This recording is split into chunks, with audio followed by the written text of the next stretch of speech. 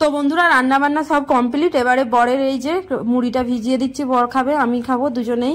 আর বাতাসা দিয়ে মুড়ি ভেজাচ্ছি, চিনিটা দিইনি, ওকে বলেছিলাম বাতাসা আনো। ওই বাতাসাটা আমাদের দুদিনেই শেষ হয়ে গেছিলো, তার জন্য নয়। আর বাতাসা খেতে খুব ভালোও লাগে, বাতাসার মিষ্টি শরীর ঠান্ডা করে, তাই জন্য। আর ওই এই কালে গরমকালে বাতাসা খেলে পেটেরও আরাম, মুখেরও আরাম, সবেই আরাম। এই তো আমাকে কি মনে হচ্ছে নতুন বউ, নতুন বউ। দেখুন নাইটিটা আর ওড়নাটা দেখে তো আমার বরেরই পছন্দ দুটোই। তো অনেক দিন আগেই নাইটি এই ওড়নাগুলো এনেছে, ঈদের পরে সব দুটো নাইটি দুটো ওড়না সব বার করে ফেলেছি। আর এই যে জল নিয়ে নিলাম, বাতাসা নিয়ে নিলাম, মুড়ি নিয়ে নিলাম। আর বিস্কিটটা কালকে রাত্রে এনেছে, এখনও ঢালা হয় না। এবারে বিস্কিটটা ঢালবো, ঢেলে ওতে দিয়ে দেবো কয়েকটা টুকরো, দিয়ে তারপরে আমি নিজে খাবো। তো আমি বিচি আগে খেয়ে নিয়েছি, ঠিকঠাক খেয়াল নেই, কয়েকদিন আগে করের ব্লক আটা আমার। আর আমার প্রেশার পুরো লো হয়ে গেছে, আর শরীরে ব্লাডও নেই, এরকম অবস্থা হয়েছে। সব টেস্ট করাতে ধরা পড়েছে, তো তাই জন্য ব্লগ কিছু বানানো হয়নি বন্ধুরা। আর এইটা একদিন বানিয়ে আমি জানি কন্টিনিউ ব্লগ বানাবো, তখন আর করাই হয়েছিল না ব্লগ। তো এই তো রান্না করেছিলাম, রান্নার পরে আমি যে আমার বরকে তরকারি দেবো, আর সেই মানে এটা এনার্জিটা হয়েছিল না। মাছের মাথা দিয়ে আরও মাছের পিস রয়েছে ভেতর দেখতেই বুঝি, সজনে ডাঁটা আলু মৌরি ফোড়ন দিয়ে তরকারিটা করেছিলাম, হালকা মশলার একদম। আর এই যে ভাতটা উপর করে রেখেছি। আর বরের নাস্তা বলতে এই তো এইটাই রেডি করে আমি বলি ঘরে একবার ড্রেসিং টেবিলটাই রেখে একটু বসি। তারপরে এত মাথা ঘুরে গেছে আমার, আর উঠে যে বরের টিফিন প্যাক করবো সেই ক্ষমতাটা হয়েছিল না। আর এই যে ওষুধ এক গাদা, শুধু সিরাপটা নিলাম, আরও বাকি আছে। তো রক্ত হওয়ার জন্য আলাদা সিরাপ, ভিটামিন আর সব দিয়েছে, যাতে খিদেটাও হয়, ঘুমটাও হয়। কদিন ঘুমটাও হয়েছিল না। আর কি বলুন তো, আমি ডায়েট করতে লেগেছিলাম, আমার এইটুকু জ্ঞান ছিল না যে রোজা মাসের পরে কোনো ডায়েটিং চলে না শরীরে। কেন রোজা মাসে মানুষের শরীরটা কতটা ক্লান্ত হয়ে যায়, আমার চোখ মুখ দেখে বুঝতে পারছেন আমি কতটা ক্লান্ত, কতটা আমার শরীরটা অসুস্থ। এই যে বন্ধুরা, তারপরে দেখেন এটা 4-5 দিন পরে, 4-5 দিন সপ্তাহখানেক পরেই আমি ফের ব্লগটা চালু করেছি। এটা তার মানে আজকে করেছি। তো কি বলুন তো, এখন এমন অবস্থা হচ্ছে, 2 দিন ছাড়া বিছানার চাদর চেঞ্জ করতে হচ্ছে, কেননা ঘামের গন্ধ হয়ে যাচ্ছে। আর গরমে তো ঘামের গন্ধ হলে ভালো লাগে না, তাই জন্য বিছানার চাদরটা চেঞ্জ করে নতুন বিছানার চাদর পেতে দিচ্ছি। আর এখন আমার শরীরটা অনেক আল্লাহর রহমতে সুস্থ, তাই জন্য আর ওই ঘরের কাজকর্মগুলো করছি, উইকনেসটাও চলে গেছে। আর আমার মা, আমার আপিরা সবাই চিন্তায় পড়ে গেছে আমাকে নিয়ে।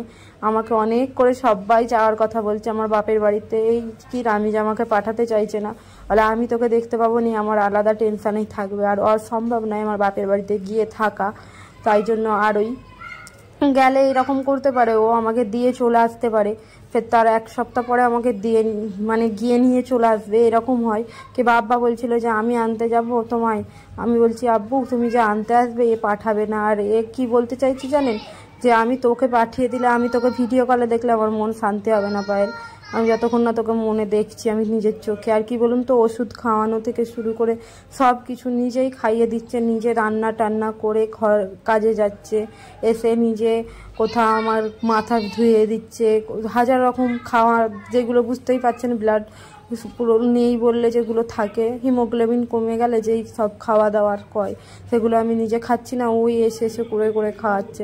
বলছে আমি সাহস করে তোকে পাঠাতে পারছি না। যতই হোক বাপ মায়ের কাছে গেলে আলাদাই মানুষ টেক কেয়ার পায়, কিন্তু আর কি করা যাবে। আর আমি কি বলুন, তাই কদিন এমন হয়েছে আমি বিছানা থেকে এক বিন্দু আমি উঠতে পারি না, শুধু পেচ্ছাপ মানে টয়লেট যাওয়াগুলো ছাড়া, এইরকম অবস্থা। তো এই যে আমার একটা এসছে, আমার একটা বলতে কি ওপরের ফ্ল্যাটে যারা থাকে ওই বাচ্চাগুলো মাঝে মাঝে দরজা যখন খোলা থাকে ওরা আসে, এসে বলে আপি তুমি কি করছো। আমি যখন আজকে বললাম যে আমি এরকম ব্লগ বানাচ্ছি রে, বলে আমি একটু বানিয়ে দেবো। আমি বলি ঠিক আছে, ওকে আমি বলে দিচ্ছিলাম যে এদিকটায় আয়, এদিকটা এসে ফুটেজ নে। ও এরকম করে ফুটেজ নিচ্ছিল। তো যাই হোক, ভালোই হেল্প হলো আমার। তো এর তো আমাকে বলছে সারা ফ্ল্যাট তোমার অন্ধকার গো। আমি বলি এই বিল আসবে না, এদের কাছে ছাদের চাবি আছে কি বলুন তো, এরা সন্ধ্যের টাইমেই গিয়ে ছাদে বসতে পারে। আমার কাছে এই জন্যই চাবিটা নিয়ে না একটু মশলা টাইপ করেছিলাম, চাবিটা হলে এই গরমের দিনকে আমার একটু আরাম হতো, বিকালের দিকে গিয়ে একটু ছাদটাই বসতে পারতাম। আর কি বলুন তো, এখন এমন হয়ে গেছে তো শরীরটা যেই থেকে দুর্বল হয়ে গেছে, আমার শুধু মনে হচ্ছে কোথায় একটু গিয়ে আমি ফাঁকা হাওয়া খেলে আমার যেন শরীরটা একটু সুস্থ হবে এই রকম। আর কদিনে আজকেই আমার আব্বা মা, তারপরে আমার আপিরা সবাই ভিডিও কল করেছিল। আর আমার বাপের বাড়িতে আমার বড় আপা মেজো আপা সবাই গেছে। আমার বড় আপা তো অনেক, মেজো আপা 1.5 বছর পরে গেছে, আর আমার বড় আপা অনেক বছর, মানে এরকম আমার বড় বোনাই 4-5 বছর পরে গেছে শ্বশুরবাড়ি। আমরা 3 বোনেই ভীষণ কম শ্বশুরবাড়ি যাই, তাই জন্যই বুঝি আমার বড় আপা মেজো আপা অত খাতির পায়, শ্বশুরবাড়ি কম যাই বলে, মানে বাপের বাড়ি। তো এই তো তার সবাই ভিডিও কল করে বলছে, বলে কচি তোর চোখ মুখ পুরো ঢুকে গেছে, তুই খা। মা তো কান্না করছিল, আমার মেজো আপা কান্না করছিল দেখে। আর এই যে তারপরে দেখেন আলুটা ভেজে নিয়েছি, আলুটা কুকারেই রান্না করছি শর্টকাটে। যতই শরীরটা ভালো হোক, ওই যে উইকনেসটা না শরীরে রয়েই গেছে বেশি, যখন এই যে তাড়াহুড়ো করে কাজকর্মগুলো করছি তো মাথা ঘুরে যাচ্ছে, জানেন এইরকম অবস্থা। আর আমার যে মানে সেই ব্লাড হওয়ার যে সিরাপটা দিয়েছে, তো ওটা খাচ্ছি আমি, ভিটামিনটা, ওটা খেলে এত ঘুম হচ্ছে কি বলবেন, খুব ঘুম হচ্ছে আমার। আর গরমটা কি পড়েছে বলুন তো। আর অল্প একদম চিকেন নিয়েছি শুধু একবারের জন্য, যাতে এই রাতটুকু হয়। আর ওকে না, ও আমার ক্যামেরা করে দিচ্ছিল বলে ওকে একটু চিকেন দিয়ে আমি পাঠিয়েছিলাম। তো যাই হোক, ওই এখন ধরেছে। তারপরে দেখেন আমি একটু গোটা গরম মশলা ফোড়নে দিয়ে পেঁয়াজটা দিয়ে চিকেনটা ধুয়ে নিলাম। ধোয়ার পরে যখন পেঁয়াজটা দেখলাম গোল্ডেন হয়ে গেছে, তখন একটু আমি আদা রসুনের পেস্ট আর সব রেগুলার মশলা আরে দিয়ে ভালোভাবে এবারে কষাতে হবে, এরকম অবস্থা। তো যাই হোক, আমাকে এসে ও বলছে, বলে আপি আমি তো ছুটিতেই, আমি তো সবসময় ফ্রিতেই থাকি, পড়া টড়া হয়ে গেলে তুমি তোমার আমি ব্লগ বানিয়ে দেবো, হ্যাঁ ভিডিও বানিয়ে দেবো। আমি বলি আচ্ছা ঠিক আছে, তুই আসবি, আমি যখন গেট খোলা রাখবো তখনই আসবি, এসে ঠক ঠক করবি নি বাবা, আমার ভয় লেগে যায় ঘুম থেকে উঠে পড়লে। তো যাই হোক, আমি সব মশলা আরে দেখুন রেগুলার মশলা যেগুলো চাই সেগুলো, লঙ্কা গুঁড়ো, হলুদ গুঁড়ো, ধনে গুঁড়ো, জিরে গুঁড়ো আর গোটা গরম মশলা দিয়ে দিলাম ফোড়নে, এইটুকুই। এবারে এক্সট্রা কেউ চাইলে মিট মশলা, চিকেন মশলা দিতে পারেন। আমি যেমন চিকেন মশলা একটু দিয়েছিলাম, তখন ব্লগটা আর বানাই না, বলতে ক্যামেরাটা অফ হয়ে গেছিলো। আর ও তো বাচ্চা মানুষ, সবটা ও নিতে পারে না, শ্যুট করতে পারে না, এটাই হয়েছে সমস্যা। তো যাই হোক, তবু অনেকটা আমার হেল্প করে দিয়েছে আজকে, অনেক ভালো লেগেছে আমার। তো ভালোভাবে আমি মশলাটা কষিয়ে নিই, আর একটু জল দিয়ে মশলাটা যাতে কাঁচা গন্ধটা যায় একটু ঢাকা চাপা দিয়ে দেবো, তারপরে চিকেনটা দেবো। চিকেনটা অন্য টাইম হয় আমি অনেকক্ষণ নুন হলুদ টলুদ দিয়ে মাখিয়ে রাখি।